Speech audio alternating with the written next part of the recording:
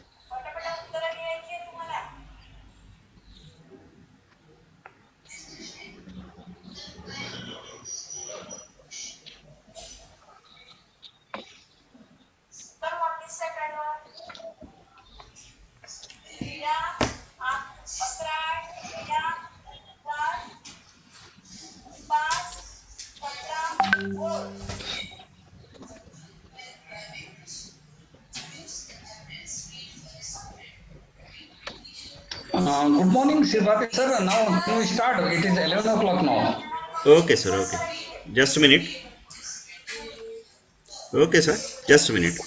Dongde sir, are you there? Dongde sir?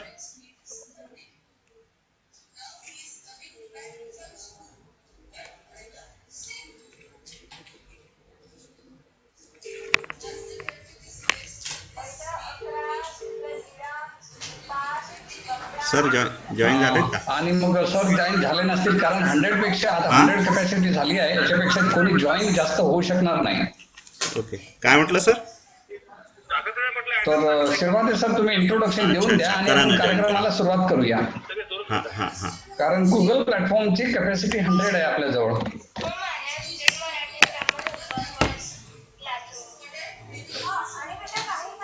Okay, so rest of the peoples will not be able to join.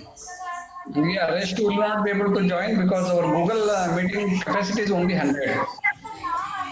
Okay, sir. Okay. Yeah. Okay. Dongde sir is joining. Please let him in. Okay, sir.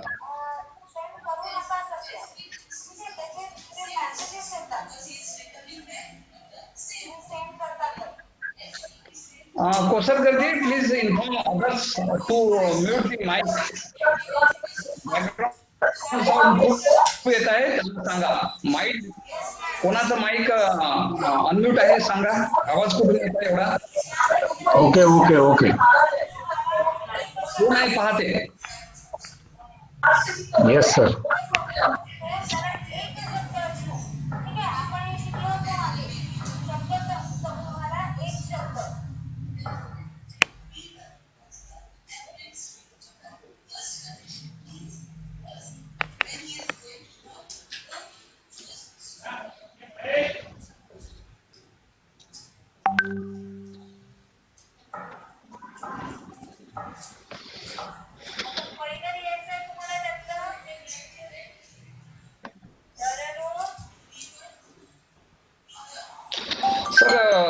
काही problem आहे का? मी सुरुवात करू नाही तर काही आपल्याला फॉर्मॅलिटीची गरज नाही. आपलंच कॉलेज आहे त्यामुळं आम्ही सुरुवात करू शकतो. ओके, ठीक आहे. मी माझं इंट्रोडक्शन इन बिटवीन देऊन देईल. Yes, sir. Actually, I think because of the limit of the participant, he could not join. Correct. So we'll start, sir. No problem. We'll start. Okay, sir. Okay, so good morning, dear students. I am Pramod Nichar, today's speaker. I am from Petroleum Conservation Research Association, and along with me, Mr. Narayan Jadi is there. He is the director for the Vidarbha region. Let me thank college management, particularly Sirvate sir, and you and all students also for the overwhelming response and your cooperation for arranging today's webinar. So thank you, sir. And with your permission, sir, we are starting the webinar today. Okay, sir. Please. Kosarkarji, background sound, please reduce the background sound. Whoever is making background sound, you can either remove them or request them. Okay, sir. Okay, okay.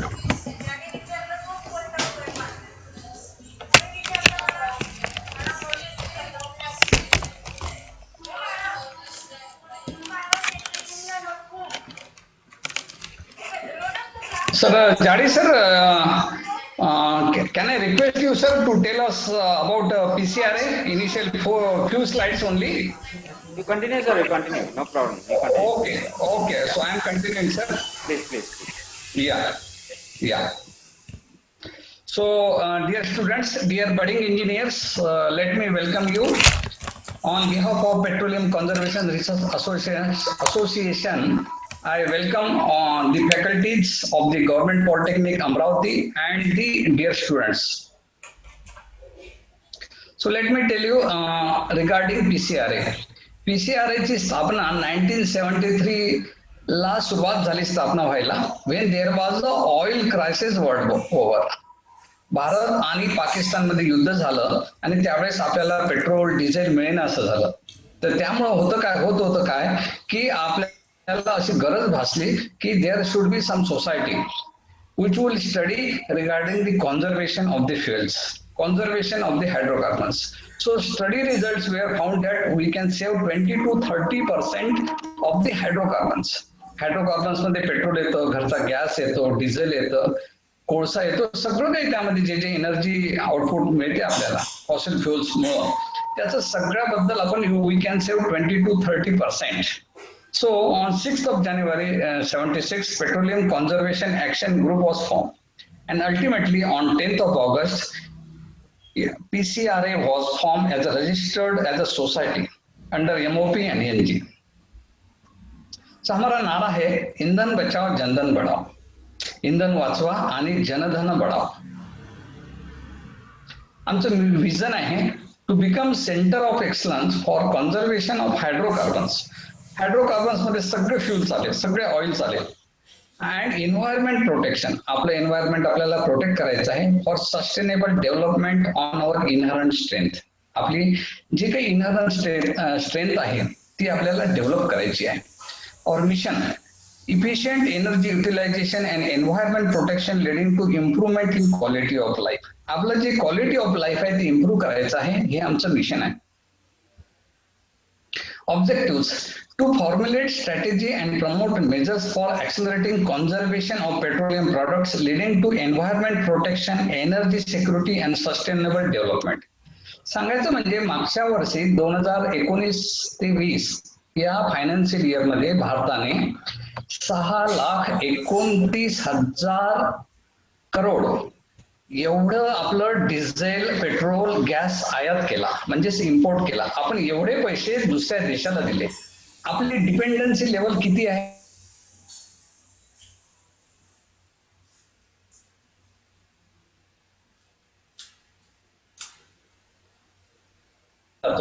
इंधनामुळे. Okay, so we have to conserve this hydrocarbons to create awareness among masses about the importance, benefits and methods of conserving petroleum products, clean environment by enhancing information and capacity building. आता आम्ही तुम्हाला information देण्याचं कामच करत आहे. So that is called create awareness among masses. To promote research, development, deployment efforts aimed at petroleum conservation and environment protection, support and facilitate efforts for adoption and dissemination of fuel efficient technologies. आम्ही वेगवेगळ्या नवीन technologies आणतो आणि त्या सगळ्यांना तुमच्या समोर मांडतो, research पण करतो, डेव्हलपमेंट करतो. To establish synergetic institutional linkage at the national and international levels in the areas of petroleum conservation. माझा आवाज सगळ्यांना ऐकायला येत आहे? Kosarkar ji? Yes sir. Very good, very good, very good. To provide training and technically advisory services designed to achieve economy, efficiency use of petroleum products for cleaner environment. आपलं environment आता आपल्याला clean करायची गरज भासत आहे. To function as a think tank to the government of India to give so many advices, policies, strategies to the government of India. towards its mission, TCR is working with so many people, gas companies, government, public sector, non-government, like we are with you today, and so on, and the educational institutes and so on. So these were our objectives. So PCRA operates in domestic sector, घरेलू क्षेत्र. आपल्या घरामध्ये खूप काही आपण gas वापरतो आणि तो सगळा गॅस इम्पोर्टेड गॅस आहे, त्यासाठी आपल्याला पैसे खूप मोजावे लागतात, म्हणून तो आपल्याला जपून वापरायचा आहे. कृषी क्षेत्रामध्ये वेगवेगळे काय रिसर्च होत आहे, आपल्याला फ्युएल कसं वाचवता येईल आणि काय बदल करता येईल त्यामध्ये पण आम्ही काम करतो.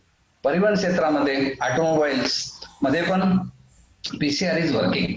औद्योगिक industrial activities we are working in industrial sectors. So PCR is working in all 4 sectors and passing this useful information and so on. So this is about me. आज आपला टॉपिक आहे energy conservation and BS6 emission norms implementation on commercial vehicles. माझं नाव आणि मी सांगायचं म्हणजे government polytechnic अमरावतीवरून diploma केलेला आहे. कधी सुरुवात केली मी 1981, म्हणजे 4 decades before this I joined government polytechnic Amravati for doing the diploma in mechanical engineering. Okay, 4 दशक झाले आणि आता त्यानंतर मी पोस्ट डिप्लोमा ऑटोमोबाईल नागपूरवरून केला, BE मेकॅनिकल नागपूरवरून केला, MTech मशीन डिझाईन नागपूरवरून केला. ओके, हा माझा मोबाईल नंबर, ही माझी मेल ID आणि हा माझ्या कन्सल्टिंग सर्व्हिसेसचा वेब ऍड्रेस. मी सप्टेंबर 2019 या वर्षी वयाच्या 55व्या वर्षी as a assistant general manager Ashok Leyland मधून रिटायर झालो. जवळपास 33 इयर्स वर काम केलं अशोक लेलँड मध्ये. वर्क पॅन इंडिया, भारतामध्ये भरपूर ठिकाणी काम केलं. ट्रॅव्हल्ड वेस्ट आफ्रिकामध्ये जाऊन घाना, सिएरा लेवन, नेपाळ, भूतान इथे आम्ही प्रोग्राम्स केले, ट्रेनिंग प्रोग्राम्स अशोक लेलँड तर्फे. आता सध्या मी निश्चय ह्युमन रिसोर्स सोल्युशन्स ही कन्सल्टन्सी सर्व्हिसेस चालवत आहे, त्याचं मी संचालन करीत आहे. नंतर एक्सटर्नल फॅकल्टी PCRA म्हणून आज आपला प्रोग्राम आपण ठेवलेला आहे इथे. मी कन्सल्टंट रायसोनी ग्रुपला पण आहे. रायसोनी ग्रुपच्या युनिव्हर्सिटीज आहे, त्यांच्याकडे खूप काही इंजिनिअरिंग कॉलेजेस आहेत, त्यांच्याकडे मी काही स्पेसिफिक प्रोजेक्टला कन्सल्टंट पण आहे. आणि Mahindra and Mahindra tractor division नागपूरला मी ऑनलाईन एनरोलमेंट किंवा स्टुडंटचं जे काही रजिस्ट्रेशन असतं तसं करतो आणि त्यांना स्टुडंटला चांगल्या तऱ्हेचं ट्रेनिंग मिळावं असा प्रयत्न करतो. मेंबर पण आहे government engineering college, government polytechnic Nagpur for syllabus committee. आणि महत्वाचं म्हणजे योगा टीचर, कारण हेल्थ इज वेल्थ. तुमच्याकडे हेल्थ जर असेल तर तुम्ही जीवनामध्ये बरंच काही करू शकता. आता आपण बघूया, we shall cover regarding energy conservation, effects of emissions, basics of emission timeline and technologies, BS6 emission norms, comparison between BS4 and BS6 engine, EATS components and working principle, BS6 technological strategies, engine and exhaust level changes, BS6 challenges design and market, BS6 challenges legislation, and in the last question and answer session. Okay, so we'll continue now. So let us talk about causes of emission. आपण सगळीकडे बघतो गाड्यांची संख्या खूप काही वाढलेली आहे, इतकी वाढली आहे की गाड्यांचा जसं काही पूर आलेला आहे. त्यामुळे काय होतं, गाड्या एक्झॉस्ट मधून इमिशन करतात, धूर सोडतात आणि त्या धुराचा इफेक्ट आता आपण समोर बघूया. शेतकरी शेतामध्ये आपलं पीक काढल्यानंतर जाळून टाकतो. He burns the crop when the useful yield is taken out. आपण कचऱ्याचे ढीग पाहतो जिकडे तिकडे. पॉवर प्लांट 24 तास आता काम करतात आणि आपल्या म्हणजे अगोदर एवढे पॉवर प्लांट नव्हतं, आता अमरावतीच्या आजूबाजूला किती पॉवर प्लांट झाले आहेत. आपण जेवत असताना प्लॅनिंग करत नाही, किती मला भूक लागलेली आहे, बाजारातून काय काय विकत आणायचं, सेल्फ लाईफ किती आहे कोणत्या प्रॉडक्टचं, म्हणजे जसं पालक आणला, टमाटर आणले किंवा जे काही आपण विकत आणतो त्यांचं सेल्फ लाईफ किती आहे, प्लॅनिंग आपण करत नाही. आणि विशेषतः म्हणजे लग्नामध्ये वगैरे जातो तर पूर्ण प्लेट भरून घेतो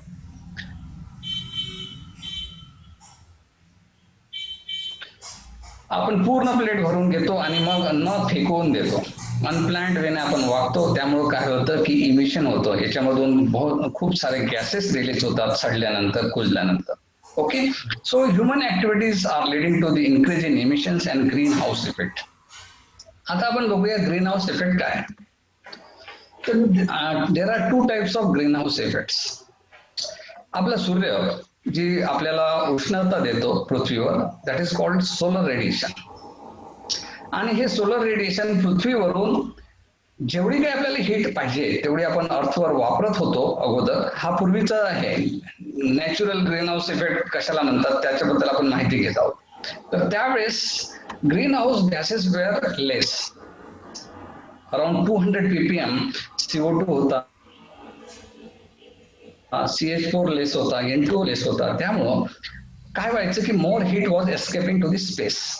okay, so our earth was not becoming warmer.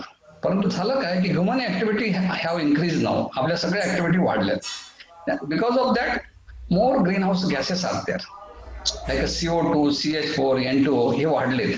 त्यामुळे what is happening, solar radiation is coming on the earth, it is getting absorbed, it absorb होते heat and less heat is going to the space. So that's why our earth is becoming warmer and warmer. That is called global warming. एक छोटंसं example घ्यायचं म्हणजे मी 1986 ला अशोक लेलँडला चेन्नईला join झालो होतो. आणि तामिळनाडूमध्ये चेन्नई आहे, मेट्रो सिटी आहे भारताची. आणि त्या सिटीमध्ये अगदी समुद्रापासून 1 किलोमीटर अंतरावर अशोक लेलँडची फॅक्टरी होती 86 ला. आता 2020 मध्ये अशी पोझिशन आहे की ती फॅक्टरी आणि समुद्र अगदी लागून लागून झालेला आहे. म्हणजे समुद्र चालत आलेला आहे 1 किलोमीटर. ओके, आणि समुद्र आणखीन चालू नये म्हणून तिथं दगडाची मोठी मोठी भिंत बांधली आहे, खूप दगड टाकून ठेवले की समुद्राने इकडे यावं नाही म्हणून.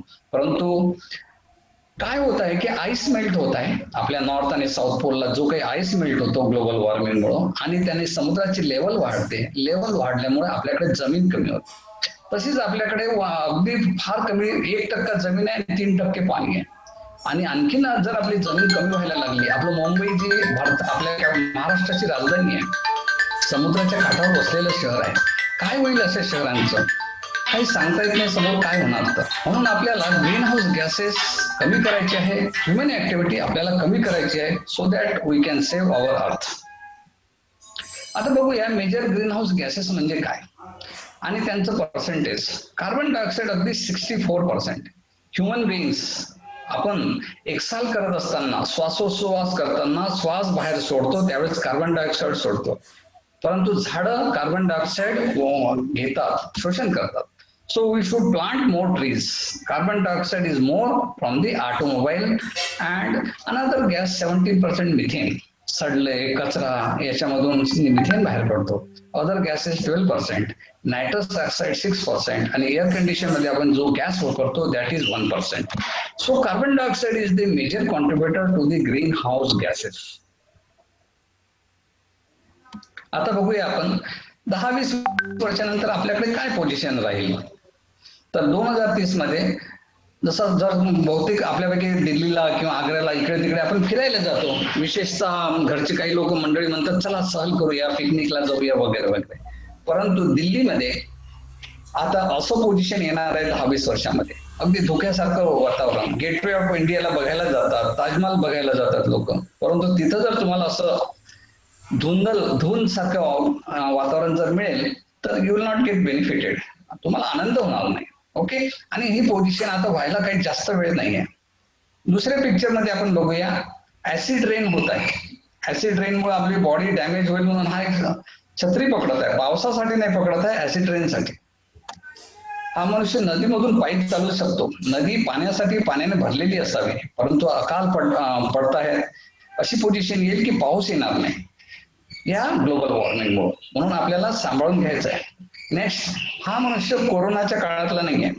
याने ऑक्सिजनचं सिलेंडर सोबत ठेवलेलं आहे आणि सगळ्या शरीराला मास्क लावला आहे, कारण एवढं प्रदूषण वाढलेलं आहे. याला शुद्ध पाणी प्यायला मिळत नाही.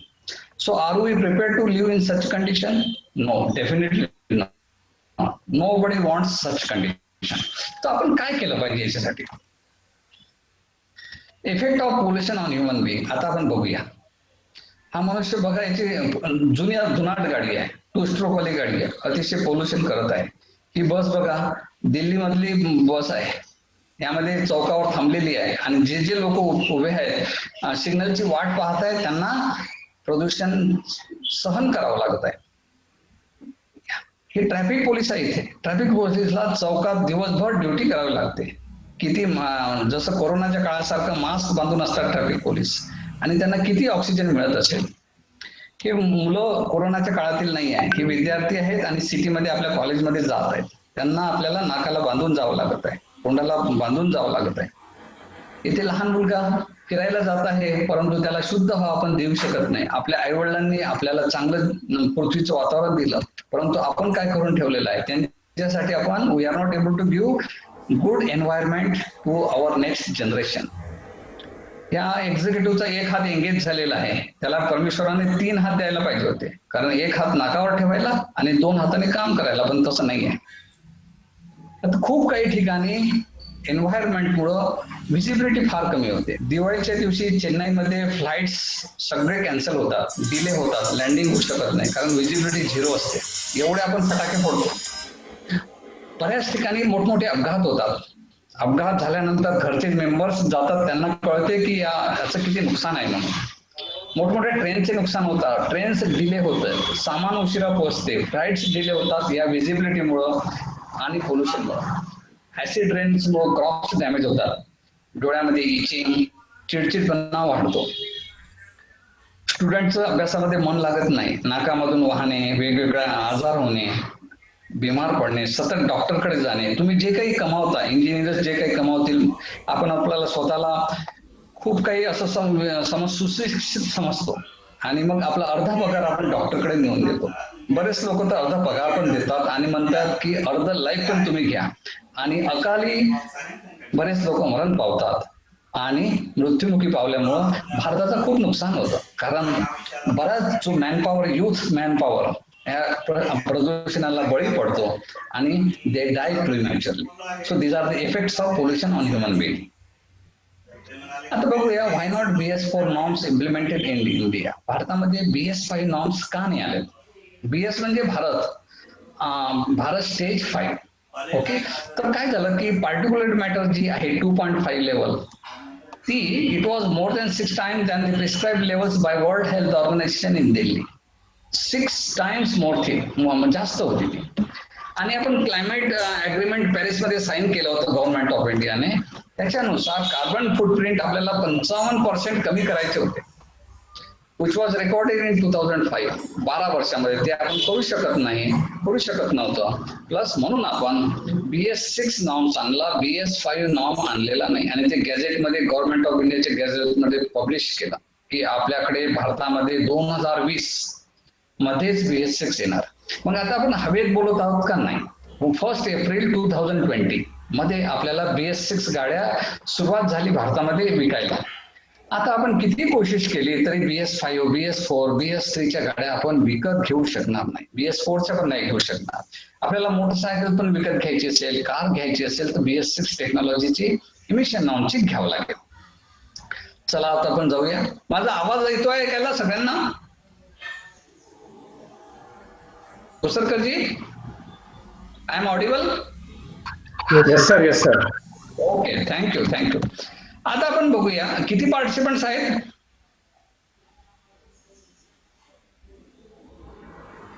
हॅलो, 101 आहे sir. 101. Very good. So now let us see. अगोदर आपण BS4 मध्येच आपण काय काय केलं हे आपल्याला माहित पाहिजे. आपल्याला फाउंडेशन माहित पाहिजे, कारण BS4च्या फाउंडेशनवर BS6 इंजिन बनवलं गेलं. तर my dear friends, dear engineers, BS4 मध्ये खूप काही टेक्नॉलॉजी आणल्या गेली आणि ती टेक्नॉलॉजी आपल्याला सुरुवातीला माहित करून घ्यावं लागेल, नंतरच आपल्याला BS6 समजेल. तर आपण बघूया एअर मॅनेजमेंट मध्ये काय केलं इंजिन्स मध्ये. तर पहिलं टर्ब्युलन्स हा एक टर्म असतो. आपल्याला इंजिन मध्ये टर्ब्युलन्स करावं लागतं फ्युएलचं आणि एअरचं. त्याच्यासाठी आपण इनलेट मॅनिफोल्ड आणि एक्झॉस्ट मॅनिफोल्डची पोर्टची डिझाईन बदलवली. दुसरं, पिस्टन मध्ये कंबशन चेंबर जो असतो त्याची डिझाईन मध्ये चेंजेस केले. तिसरं, इंजिन मध्ये 2 व्हॉल्व यायचे, 1 इनलेट 1 एक्झॉस्ट. ओके, इनलेट हा मोठा असतो, एक्झॉस्ट हा छोटा असतो. तर आपण काय केलं, आता 4 व्हॉल्व द्यायला सुरुवात केली.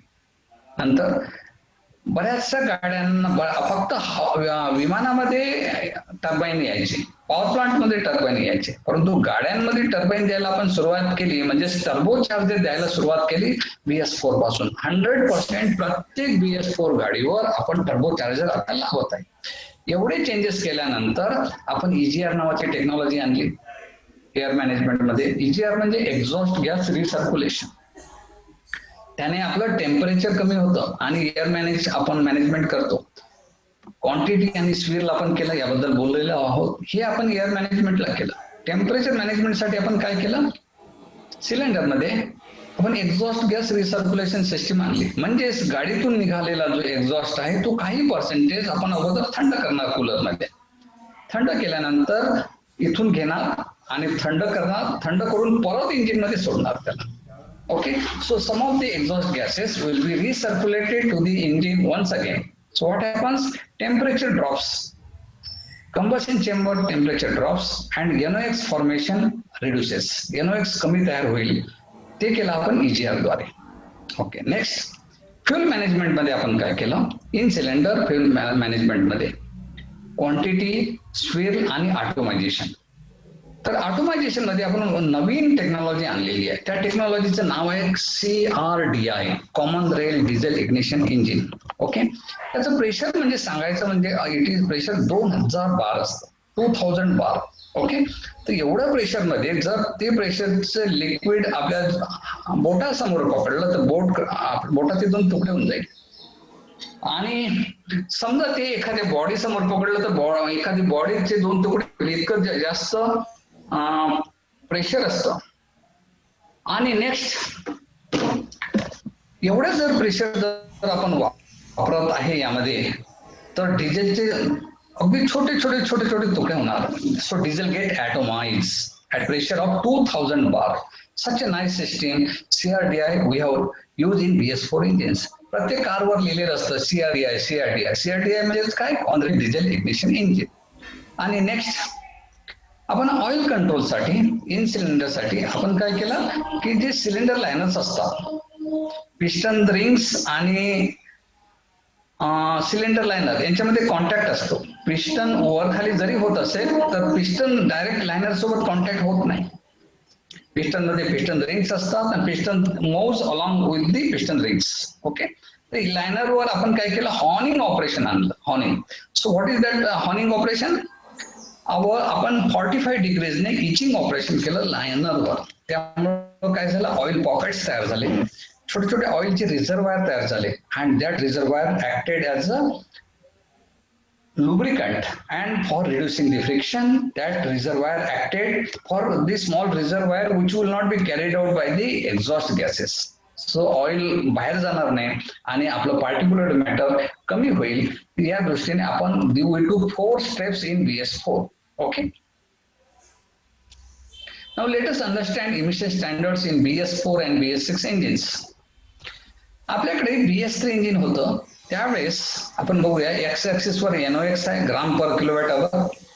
वाय ऍक्सिस वर पार्टिक्युलर मॅटर आहे, ग्राम पर किलोवॅट अवर. एक्स ऍक्सिस वर आपण बघूया BS3 इंजिन साठी मार्जिन किती होती, 5 grams, whereas particular matter was 0.1 ग्राम. आता ही BS3 ची विंडो खूप मोठी होती. BS4 ची विंडो बघा, it is 3.5 gram and particular matter is 0.02 gram, whereas BS6 मध्ये बघा 0.01 particular matter आणि 0.4 is the NOx. सो याचा अर्थ असा आहे की BS6 मध्ये टेक्नॉलॉजी अपग्रेडेशन खूप काही झालेलं आहे. आणि सांगायचं म्हणजेच आपल्या सिलेबस मध्ये जे काही येतं ते फार आउटडेटेड येतं. इंजिनिअरिंगच्या बाबतीत आपण स्वतः इंजिनियर असल्यामुळे मला सगळं माहित आहे की आपला जो सिलेबस आहे तो इंजिनिअरिंगचा सिलेबस टेक्नॉलॉजी सोबत चालू शकत नाही, कारण बरेचसे अडथळे असतात त्यामध्ये. म्हणून आपण असे वेबिनार्स करतो की जेणेकरून यू गेट कॉन्टेम्पररी नॉलेज, म्हणजे अद्ययावत जे नॉलेज आहे ते तुम्हाला मिळतं. तर BS6 मध्ये इतके बदल झालेले आहेत की आपल्याला ते बदल सगळे माहीत करावं लागेल. आता टेक्नॉलॉजी चेंज हा खूप वेगानं होतो. अगोदर ब्लॅक अँड व्हाईट टीव्ही आणि कलर टीव्ही यायला 10 वर्ष लागायचे. फरक, कलर टीव्ही सगळीकडे व्हायला, ब्लॅक अँड व्हाईट अगोदर टीव्ही आले, ब्लॅक अँड व्हाईट मोबाईल आला, परंतु त्यांचा पिरियड बराच मोठा होता. परंतु आता खूप वेगाने मॉडेल्स बदलत आहे, खूप वेगाने टेक्नॉलॉजी येत आहे. तर आपल्याला एम्प्लॉयबिलिटी वाढवण्यासाठी आपल्याला we should know all those whatever changes are there. मग आपल्याला ऑपॉर्च्युनिटी भरपूर आहे, कारण काय आहे की BS6 मध्ये बरेच मेकॅनिकल इंजिनियर्स लागतील, ऑटोमोबाईल इंजिनियर लागतील, इलेक्ट्रॉनिक्स, सॉफ्टवेअर, सगळं इंजिनियर लागणार. कारण सगळं आता गाडीमध्ये फक्त लोखंडाचे पार्ट्स नाहीत, गाडीमध्ये फक्त मेकॅनिकल पार्ट्स नाही, मेकॅनिकल पार्ट्स आहे, इलेक्ट्रिकल आहे, सॉफ्टवेअर आहे, इलेक्ट्रॉनिक्स आहे, इन्स्ट्रुमेंटेशन आहे, बरंच काही यायला सुरुवात झाली गाडीमध्ये. Okay, so we'll go to another slide. That is, we'll see what was the reduction in the all 4 pollutants. या 4 pollutants मध्ये काय काय रिडक्शन आहे ते आपण बघूया. तर NOx हा 90% कमी केला. सर, आपण एखाद्या वेळेस असं म्हणू शकतो की एखादा मुलगा फर्स्ट सेमेस्टरला त्याला जर 10 मार्कात तो पास होत असेल आणि सेकंड सेमेस्टरला त्याला म्हटलं बाबा तू 100 पैकी 90 मार्क मिळव, मग काय होईल? तर तसंच इथे झालेलं आहे. सगळं आपण पर्सेंटेज फार कमी केलं आहे, because we are jumping 2 emission norms. आपण 2 इमिशन नॉर्म्स जम्प करत आहोत, त्यामुळं हे पर्सेंटेज फार कमी झालेलं आहे. म्हणजे याचा अर्थ BS6 मध्ये खूप काही आधुनिक टेक्नॉलॉजी असेल जेणेकरून BS6 इंजिन हा कमी प्रदूषण करेल आणि they are passing the emission norms. Now आपण समजूया थेरॉटिकल अँड ऍक्च्युअल कंबशन होतं कसं. आपण इंजिनिअरिंग मध्ये नेहमीच वाचत असतो, लिहिलेलं असते पहिल्या पानावर please assume.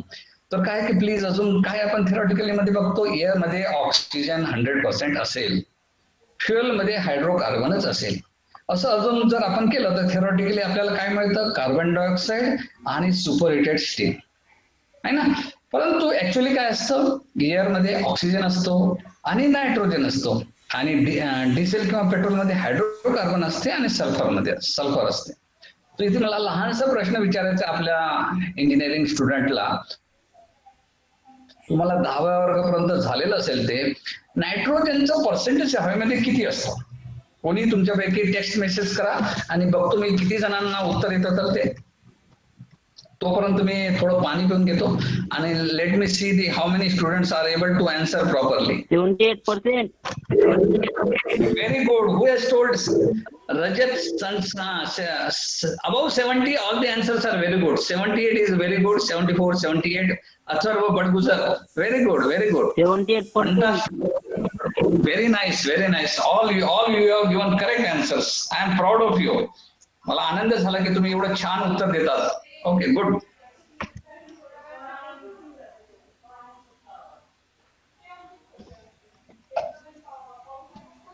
Very good, very good.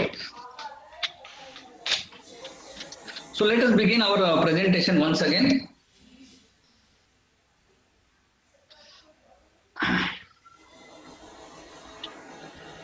तर बघूया आपण काय होतं की नायट्रोजन असल्यामुळं नायट्रोजन बर्न झाल्यानंतर we get nitrous oxide. Sulphur जर बर्न झाला तर आपल्याला काय आहे की पार्टिक्युलेट मॅटर मिळते. याच्या पार्टिक्युलर मॅटर मध्ये खूप काही केमिकल्स असतात. जसं सिगरेटच्या धुरामध्ये 300 केमिकल असतात. एका सिगरेटच्या धुरामध्ये वेगवेगळे केमिकल जर मोजायला गेलो आपण तर 300 असतात. तसंच पार्टिक्युलेट मध्ये खूप काही असतं. तर सल्फर पासून तयार होतं सल्फेट्स. आणि कार्बन मोनॉक्साईड म्हणजे अजिबात इंजिनला वेळ मिळाला नाही. Okay, so second question I am putting to all my diploma engineer students, what is your motorcycle idling speed? परत मराठीत सांगतो, तुमच्या मोटरसायकलचा आयडलिंग स्पीड किती असतो? तुमच्यापैकी बघूया किती जणांना उत्तर येतं. तर आयडलिंग स्पीड म्हणजे आपण फक्त इंजिन चालू केलेलं आहे आणि गाडी गिअर मध्ये टाकली नाहीये. Okay, so how many can answer the? Let me see, text message करा मला, तुमच्या मोटरसायकलच्या इंजिनचा आयडलिंग स्पीड किती असतो? 150 RPM बरोबर नाही. अमाय नेक्स्ट, तुम्ही तुमच्या आपल्याला ऍज अ इंजिनियर ऑब्झर्व करावं लागतं. 1500 is the correct answer. Okay, good. 1500 is the correct answer. Pallavi Bhande has told 1000 to 1500. Very good answer you are told. Thank you. So परत आपल्या प्रेझेंटेशनला. याचा अर्थ काय की तुम्ही उत्तर दिलं की माझं इंजिन 1200 RPM ला फिरतं. Okay, it rotates at 1200 RPM. RPM चा अर्थ काय? Revolution per minute. जर म्हटलं रिव्होल्यूशन पर सेकंड तर 1200 ला आपण 60 ने डिवाइड केलं तर एका सेकंदामध्ये 20 वेळा इंजिन फिरतं. 20 वेळा इंजिन फिरत असल्यामुळं what happens, engine gets very less time for all the processes. जसं आपण उभ्यानं जेवण करतो घरी घाईघाईने जेवण करतो तर आपल्याला अन्न पचत नाही, म्हणून म्हणतात आपले आईवडील म्हणतात बाबा सावकाश खा, 32 वेळा दाताने चावून चावून खा. तर काय इंजिनकडे वेळ नसतो, कारण तुमचं इंजिन म्हणताय तुम्ही आयडलिंग म्हणजेच काही त्याला कार्य नाही आहे. What is the idling speed of heart? Anybody can tell me? आपल्या हार्टचा आयडलिंग स्पीड किती आहे?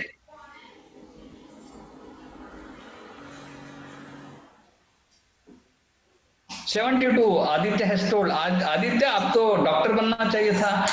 you would have become doctor because you answered very fast.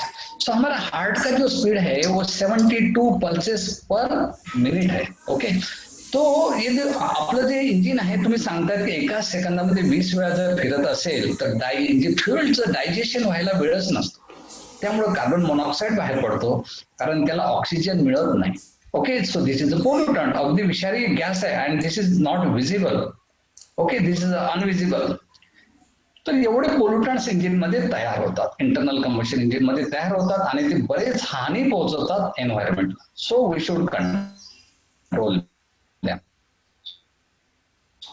So see how we are going to control. Let us see in few slides. In diesel engines, several events occur concurrently and combustion is heterogeneous in nature. आता काय होतं की liquid fuel आपण inject करतो. आपलं जे fuel असतं that is petrol or diesel, it is liquid. इव्हॅपोरेशनला वेळ लागतो, इव्हॅपोरेट व्हायला वेळ लागतो. नेक्स्ट, आपले जे वॉल्स असतात, वॉल टायमिंग डायग्राम जर आपल्यापैकी कोणाला माहित असेल तर त्यामध्ये एक ओव्हरलॅप म्हणून पिरियड असतो. 720 डिग्री मध्ये म्हणजे 2 स्ट्रोक मध्ये कधी वॉल उघडणार, कधी वॉल बंद होणार, इनलेट कधी उघडणार, एक्झॉस्ट कधी उघडणार, कधी फ्युएल स्प्रे होणार वगैरे वगैरे, सगळी टायमिंग फिक्स असते. तर कधी ओव्हरलॅपिंग मध्ये होते काय की इनलेट मधून हवा आतमध्ये येत असते आणि एक्झॉस्ट मधून हवा बाहेर जात असते. तर इनलेट आणि एक्झॉस्ट दोन्ही व्हॉल्व एका वेळेस उघडे राहतात, त्याला आपण म्हणतो valve overlap time. Okay, so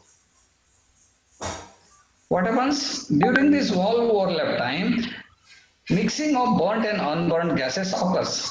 म्हणजे काय इथे काय मिक्सिंग होऊन राहिलं, फ्रेश हवा आणि एक्झॉस्ट गॅसेस मिक्स होत आहे, तर त्यामुळे काय होतं प्रॉपर कंबशन होत नाही. दुसरं काय, इथे रिच मिक्सचर आहे आणि इथं लीन मिक्सचर आहे. इथे पण बघा रिच मिक्सचर आपण सोडलं परंतु या पॉकेटमध्ये हवाच आहे, काहीच अजूनही मिक्सिंग झालेलं नाही आणि our engine is running very very fast as you said. जर तुम्ही म्हणता की आयडलिंग मध्ये जर माझा इंजिनचा आरपीएम 1200 आहे तर ज्यावेळेस तुम्ही वेगाने जाता 60-70च्या स्पीडनं जाता तर इंजिनचा आरपीएम असतो 5000-6000, म्हणजे engine rotates 100 RPM per second. Okay, so it is a very very high RPM and that time what happens, heterogeneous nature of combustion occurs. So heterogeneous nature of diesel combustion leads to various types of emissions. त्याच्यामुळे emission होतं. Now let us see in these pictures. यावेळेस rich mixture आहे, spray केल्यानंतर नोझलने spray केल्यानंतर इथे lean mixture आहे, त्यामुळे burning becomes very very difficult. तेच इथे सांगितलेलं आहे, rich and lean mixture. That's why all four pollutants are form. NOx, particulate matter, hydrocarbon म्हणजे कच्चा डिझेल किंवा कच्चे पेट्रोल, याला आपण हायड्रोकार्बन म्हणूया, याला आपण कार्बन मोनॉक्साईड म्हणूया. हा अतिशय विषारी असतो. NOx पण मुळे त्रास होतो, याने आपल्याला खूप काही आजार होतात वगैरे वगैरे. So heterogeneous nature of diesel combustion leads to various types of emissions. आता आपण बघूया emission generation and control mechanism मध्ये NOx कधी तयार होतो. जेव्हा when fuel is burning at high temperature, सिलेंडरचं जर टेम्परेचर जर हाय असेल, peak firing temperature, then NOx is form. Bond gases mixing with colder air and fuel vapour. Bond जे गॅसेस आहे ते कोल्ड एअर सोबत आणि फ्युएल सोबत मिक्स होत आहे. So how to control, what is the remedy? Reduce peak firing temperature and peak firing pressure. Okay, तर हे आपल्याला टेम्परेचर जर कमी करायचं असेल तर करूया, परंतु इथे कार्बन मोनॉक्साईड साठी काय होतं, how it is generated, non uniform mixture distribution within the cylinder, slow oxidation reaction resulting in incomplete combustion. What is the remedy? Increase in peak firing temperature and pressure. Okay, तर याचा अर्थ काय की इथे म्हणतात कमी करा, इथे म्हणतात जास्त करा. तर what design engineer has to do? Design engineer has to take the all aspects into consideration. एकाच ऐकून जमत नाही, फक्त एमएक्सचं ऐकलं तर नाही जमत, सीओचं पण ऐकायला लागते. Hydrocarbon over mixing under mixing मुळे तयार होतो, बल्क क्वंचिंग मुळे तयार होतो. Particular matter produce during combustion of the rich fuel air mixtures. Pyrolysis म्हणजे decomposition due to high temperatures in absence of oxygen. आपल्या पृथ्वीच्या खाली जो कोळसा कसा बनलेला आहे, तिथे ऑक्सिजन मिळालंच नाही, पायरोलिसिस इफेक्ट झाला, ऑक्सिजन न मिळाल्यामुळं आपल्याला कोळसा मिळाला. तसाच हा कोळसा आपल्या इंजिन मध्ये पण तयार होतो. इंजिन मध्ये असे रिजन्स तयार होतात तिथे ऑक्सिजन पोहोचूच शकत नाही, कारण एका सेकंदाला 100 times your engine is rotating. So what happens, sometimes there is no oxygen available for burning, म्हणून हा पार्टिक्युलर मॅटर तयार होतो. So emission generation during combustion can be controlled by using in-cylinder control mechanism like a peak firing temperature. सगळ्यात जास्त temperature जर engine मध्ये पोहोचत असेल त्याला पीक फायरिंग टेम्परेचर आपण म्हणतो. पीक फायरिंग प्रेशर म्हणजे सगळ्यात जास्त प्रेशर जर असेल त्याला पीक फायरिंग प्रेशर म्हणतो. And swirl mechanism. असं करून आपण कंबशन काही प्रमाणात कमी करू शकतो. So now let us see constituents of particulated matter. आता पार्टिक्युलर मॅटर मध्ये काय काय असतं, 44% सूट असते, 6% हायड्रोकार्बन म्हणजेच कच्चं डिझेल किंवा कच्चं पेट्रोल असतं. आपण इंजिन मध्ये ऑइल वापरतो तर ते अनबर्न्ड ऑइल परत येतं एक्झॉस्ट मध्ये. सल्फेट्स आपल्या डिझेल मध्ये पेट्रोल मध्ये सल्फर असतो त्यामुळे सल्फेट्स तयार होतात. ऍशेस 10% तयार होतात, others is the 5%. Okay, so carbon particle soot is the major contributor of particulate matter. Next आपण बघूया PM formation and growth process. हा जो पार्टिक्युलर मॅटर तयार झालेला आहे तो कसा कसा तयार होतो ते आपण यामध्ये बघूया. सॉलिड कार्बन जो आहे तो जे निघतं आपण बघितलं, सगळ्यात जास्त मेजर कॉन्ट्रीब्युटर जो आहे तो त्याचा डायमीटर असतो 0.01 टू 0.08 मिलीमीटर, अगदी छोटा असतो, कोरोना सारखा अगदी छोटा. ओके, तर तो तयार होतो, याचं पर्सेंटेज जास्त असतं. त्याच्या वर याचं सर्कल तयार होतं, ऍडसॉर्ब हायड्रोकार्बन्स इन्व्हॉल्विंग पीएच. हे केमिकल आहे आपल्या फ्युएल मधलं. नंतर वेपर फेज हायड्रोकार्बन्स, हे पण एक प्रकारचं केमिकल आहे, हायड्रोकार्बन आहे. हा पण वेगळा SOF सोल्युबल ऑर्गॅनिक फ्रॅक्शन, हा पण हायड्रोकार्बन आहे. नंतर liquid contains hydrocarbon particles, blue कलरचे बघूया, हायड्रेटेड सल्फेट स्पेसिस. हे सगळे हायड्रोकार्बन्स एकमेकाला चिकटून याचा गोळा तयार होतो. आणि गोळा तयार झाला की याच्यामध्ये केमिकल प्रॉपर्टीज आहेत. केमिकल कोणत्या प्रॉपर्टीज आहे, कार्सिनोजेनिक नेचर आहे, म्हणजेच आपल्या ब्लड मध्ये ते जाणार, ब्लड मध्ये जाऊन आपल्याला ब्लड कॅन्सर तयार करणार आणि आपल्याला चेस्टचा कॅन्सर तयार करणार. दमा, अस्थमा जे आपण ज्याला आपण म्हणतो ती अगदी छोटी बिमारी आहे त्याच्यासाठी. आणि नाक वाहणे, डोकं बरोबर आपलं कामामध्ये मन नाही लागणे, अभ्यासामध्ये मन नाही लागणे वगैरे वगैरे त्याचे आणखीन साईड इफेक्ट्स आहेत. एवढं आपल्या बॉडीवर हा इफेक्ट करतो, म्हणून त्याला आपल्याला कमी करायचं आहे पार्टिक्युलर मॅटर. आता बघूया इमिशन लेजिस्लेशन टाइमलाइन्स. जसं आपण आता बघतो की आपण शाळेमध्ये गेलो तर पहिल्यांदा आपण जातो नर्सरीमध्ये, नर्सरी पासून KG1, KG2, प्रायमरी, हायस्कूल, नंतर आपण कॉलेजला आलो. तसंच जी इमिशनची टाइमलाईन जी आहे ती 1999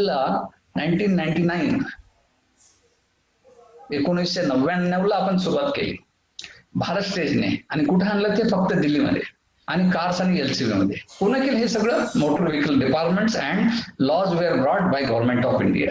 okay, then slowly standard was increase. 2010 साली BS4 आणला आपण भारतामध्ये आणि 13 सिटीमध्येच फक्त त्याला इम्प्लिमेंट केलं आणि BS3 पॅन इंडियाला ठेवलं. आणि BS4 साठी आपल्याला 2010 पासून तर 2017 पर्यंत 7 वर्ष लागले, कारण ती टेक्नॉलॉजी खूप ऍडव्हान्स होती BS4 ची.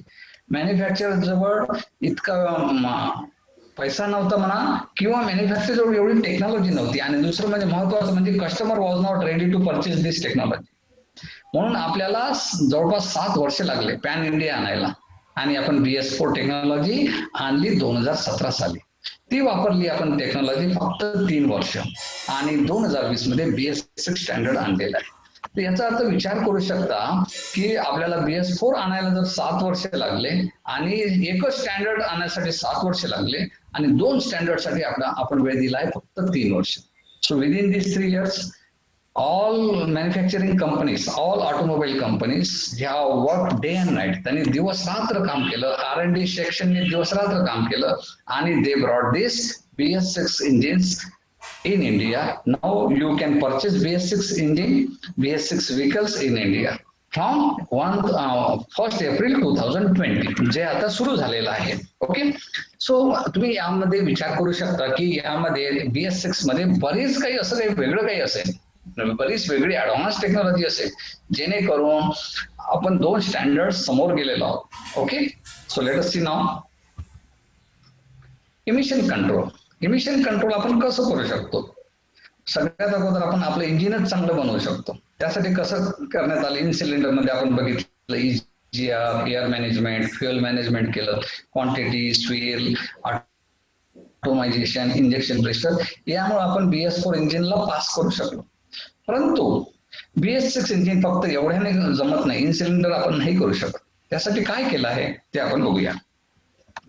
तर इन सिलेंडर आपण बरेच प्रयत्न केले, EGR टेक्नॉलॉजी आणली, एक्झॉस्ट गॅस रिसर्क्युलेशन, परंतु एवढं सगळं करूनही आपल्याला आता नवीन काही टेक्नॉलॉजी आणावं लागली, ती म्हणजेच कॅटॅलिटिक converters, addition of कॅटॅलिटिक converters.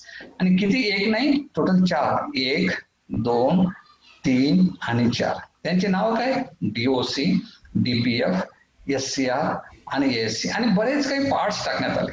So what is the total effect? We are able to control the tailpipe emission. म्हणजेच एक गाडीमधला जो टेल पाईप असतो, एक्झॉस्टचा पाईप असतो, त्यातून निघणारं जे इमिशन आहे ते आपण आता कंट्रोल करणार. टर्म्स आता बदलले. सिलेंडर इंजिनचं पोल्युशन आपण कंट्रोल करत नाही, आपण टेल पाईप इमिशन कंट्रोल करत आहोत. ओके, चला आता बघूया. तर आपण यामध्ये आता जास्त डिस्कशन नाही करणार आहोत. त्याच गोष्टी परत परत इथे दिलेल्या आहेत, त्या आपण आता कॉम्बिनेशन करून कंट्रोल करणार आहोत. आणि आता आपण काय केलं की 4 catalytic converters we are use. What are those? Diesel oxidation catalyst, diesel particulate filter, SCR selective catalytic reduction, ammonia slip catalyst. And what we are going to reduce? Hydrocarbon, carbon monoxide, particulate matter, NOx, आणि 5वा NS3 ammonia side. This was the by product of SCR. जसं साखर कारखान्यामध्ये bye product काय असतं? Alcohol, आणि ते alcohol आपण sanitiser मध्ये वापरतो. तसंच by product of SCR is ammonia. So you need another catalytic converter that is called ammonia slip catalyst. Okay, so let us see about them. आता सगळ्यात महत्वाचं आपण बघूया की जे डिझेल किंवा पेट्रोल जे आहे, ते पेट्रोल किंवा डिझेल आपल्याला BS3 इंजिनसाठी 350 ppm सल्फर वाला मिळायचं. ओके, सो हे PPM बद्दल कोणाकोणाला माहित आहे थोडंसं आपण विद्यार्थ्यांना विचारूया. What is mean bye PPM? Text message करा तुमचे answer. What do you mean by PPM? Text message. So who can give the answers as fast as possible? What do you mean by PPM? PPM म्हणजे काय? PPM चा अर्थ काय? कोणी text message करा. मला असं वाटतं की तुमच्यापैकी बऱ्याच जणांना माहित असेल PPM म्हणजे काय. PPM चा लॉंग फॉर्म म्हणजे काय? कोणीच नाही? रजत, Nikita, parts per million. Very good. Atharva Joshi has answered first. Congratulations, Atharva Joshi. It is very correct.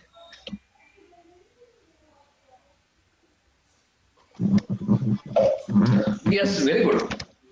So parts per million म्हणजे विचार करू शकता जर 10 लाख पार्ट्स असतील डिझेलचे किंवा पेट्रोलचे, त्याच्यापैकी फक्त 10 पार्ट्स सल्फर असू शकतात. त्या पेट्रोल किंवा डिझेलला लागत असेल, कोणाचा बॅकग्राऊंड साऊंड येतोय, तर विचार करू शकता की त्यासाठी पैसे किती लागले असतील आपल्याला हे कंट्रोल करायला. तर आता हे किती पर्सेंटेज इथे आहे 350, आणि इथे BS4 साठी फक्त 50. ओके, आणि आता BS6 साठी किती आहे? 10 ppm. म्हणजे विचार करू शकता की आपल्याला जे हे सल्फर लागत आहे, सल्फर कमी करायचं आहे, त्यासाठी पैसा लागला असेल. आपल्या ज्या रिफायनरीज आहे गव्हर्नमेंट ऑफ इंडियाच्या, त्या रिफायनरीमध्ये खूप काही बदल करावे लागले त्यांना. बदल करून तेवढं चांगलं शुद्ध डिझेल, शुद्ध पेट्रोल बनवावं लागलं. आणि सल्फरमुळं काय, लो सल्फरमुळं काय होतं, पॉयझनिंग होत नाही. सल्फर पॉयझनिंग होत नाही, कारण कॅटॅलिटिक कन्व्हर्टर पॉयझनिंग होतं या सल्फरमुळं, त्यांचं लाईफ कमी होतं. ते कमी करण्यासाठी आणि पार्टिक्युलेट मॅटर कमी करण्यासाठी आपल्याकडे आता शुद्ध डिझेल, शुद्ध पेट्रोल मिळणार आहे, सगळीकडे मिळणार. आणि आपली जबाबदारी आहे ते टाकायची. नाहीतर काय होईल, समजा आपण गाडी विकत घेतली, कार विकत घेतली आणि मग आपण जर बरोबर मेंटेन केली नाही, तर आपण जातो गाडीच्या मॅन्युफॅक्चरकडे, त्याला म्हणतो मला गॅरंटी दे. तर तो मॅन्युफॅक्चर म्हणतो, अहो तुम्ही पुस्तक नाही वाचलं का गाडीचं, त्याच्याबद्दल गॅरंटी बद्दल आम्ही बोललोच नाही आहे, आम्ही बोललो आहे वॉरंटी बद्दल. Okay, so anybody from our student knows what is the difference between guarantee and warranty? तो कोणी सांगू शकता तुमच्यापैकी? What is mean by guarantee and warranty?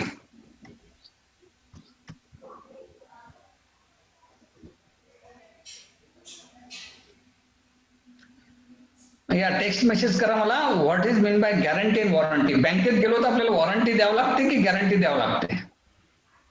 Okay, आणि मॅन्युफॅक्चर असं देते, जे देतात आपल्याला गॅरंटी देतात की वॉरंटी देतात? Warranty, guarantee replacement. Okay, so all manufacturers give only warranty, आणि warranty is with a condition.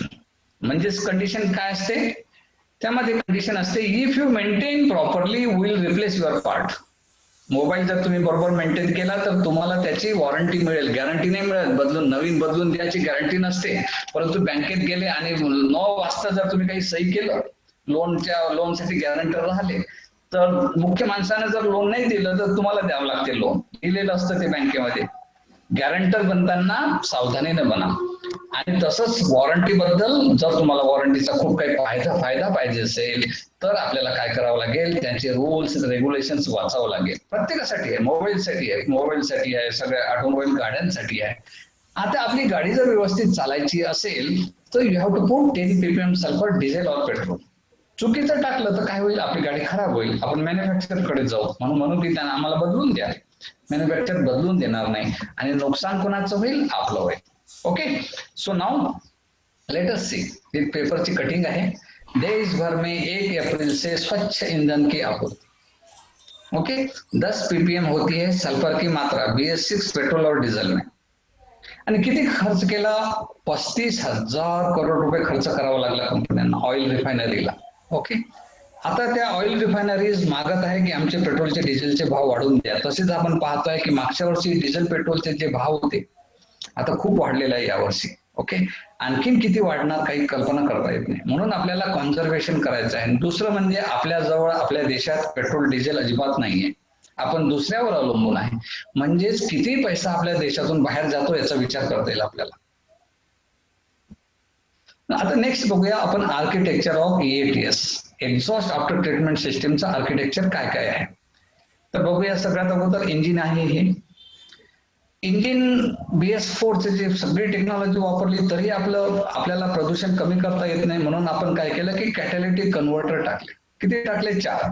तर DOC टाकला, DPF टाकला आणि SCR टाकला, ASC टाकला.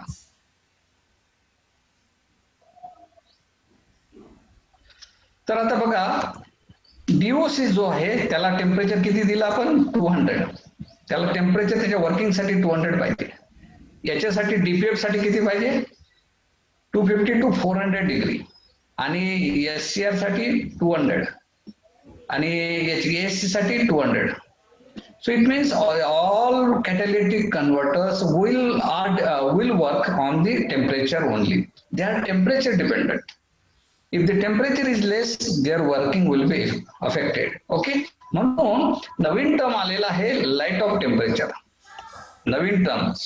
ओके, तर ऍज अ इंजिनियर आपल्याला नवीन टेक्नॉलॉजी, टर्मिनॉलॉजी समजावी लागते. एक छोटंसं एक्झाम्पल द्यायचं म्हणजे कोरोनाच्या काळात समजा एखाद्या हॉस्पिटलमध्ये कोरोनाचा पेशंट गेला तर डॉक्टर काय म्हणेल सिस्टरला, please check that patient vital parameters. आणि सिस्टरनं जर म्हटलं की व्हायटल पॅरामीटर्स मला माहित नाही, मी सिस्टर तशीच बनली, तर मग त्या सिस्टरचा जॉब राहील का? तसंच आपलं पण आहे, आपल्या इंजिनियरचं पण आहे. आपल्या इंजिनियरला आपल्या इंजिनिअरिंग फील्डमध्ये आपले जे टर्मिनॉलॉजी आहे ती तोंडातून, जसे एखादा भटजी लग्नामध्ये मंत्र कसं म्हणतो तसे तोंडातून यायला पाहिजे. Okay. So light off temperature is the terminology here we have learn about that. आणि टेम्परेचर खूप आहे, 200, 200, 400, 500 and so on. Okay. So catalytic converter आपण बरंच काही शिकलो. आता बघूया सेन्सॉर्स. हा NOx सेन्सर आहे, याला ऑक्सिजन सेन्सर, लॅम्बडा सेन्सर म्हणतात. हा ऑक्सिजनची मात्रा, NOx ची मात्रा मेजर करतो. What is the concentration once the engine leaves the exhaust leaves the engine. Okay. तर नेक्स्ट सेन्सर आहे SC डोजर. नेक्स्ट सेन्सर आहे टेम्परेचर. SC डोजर बद्दल आपण बरीच माहिती घेऊया समोर. टेम्परेचर सेन्सर, टेम्परेचर सेन्सर 2 म्हणजे आपण इथं काय करत आहे, टेम्परेचर डिफरन्स मोजत आहे या दोन मधला. We are measuring temperature difference. नंतर pressure sensor, pressure sensor 1, pressure sensor 2.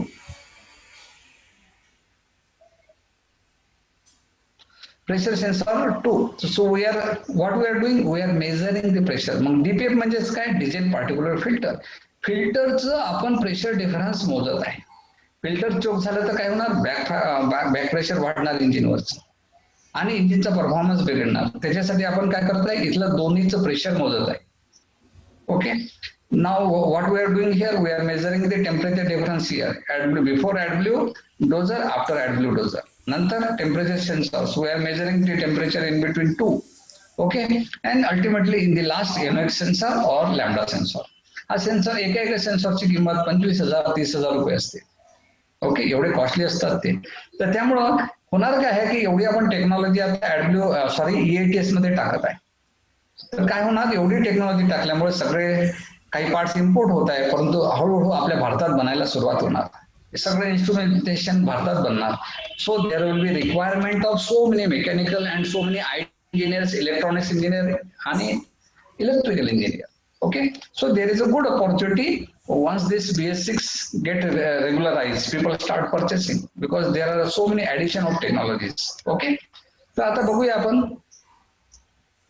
हे झालं आर्किटेक्चर. आता समोरचं आणखीन आपण बघणार आहोत की हे कसे काम करतात, काय करतात, कसं असतं यांचं आतलं कन्स्ट्रक्शन्स, ते आता आपण बघूया. ओके. SC डोजर बद्दल माहिती घेऊया, AdBlue डोजर बद्दल आपण माहिती घेऊया अँड सो ऑन. तर डिझेल ऑक्सिजन